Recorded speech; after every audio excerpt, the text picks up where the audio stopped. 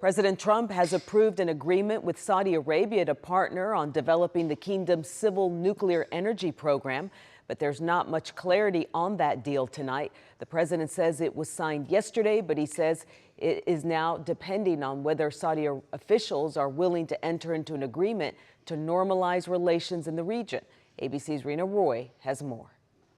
Growing questions around the U.S.-Saudi Arabia nuclear deal. On Wednesday, the Trump administration said U.S. and Saudi energy officials signed to develop the kingdom's civilian nuclear energy program.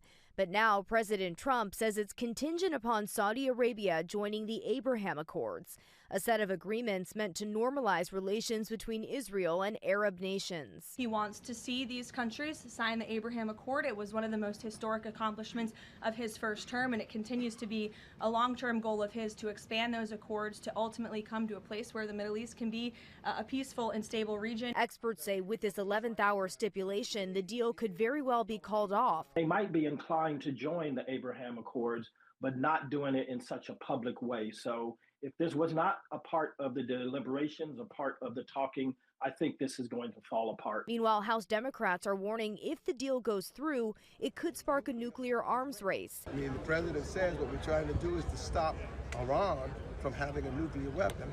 But if Saudi Arabia does not meet all the protocols, etc., then it could cause an arms race where the Egyptians or others in the area want a nuclear weapon. They're also questioning whether it's intended to benefit the president's friends and allies. These deals should be about national interest, and instead they are about personal enrichment for whoever has an in the White House.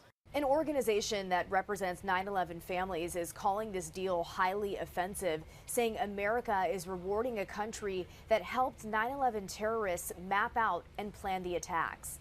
Rena Roy, ABC News, New York.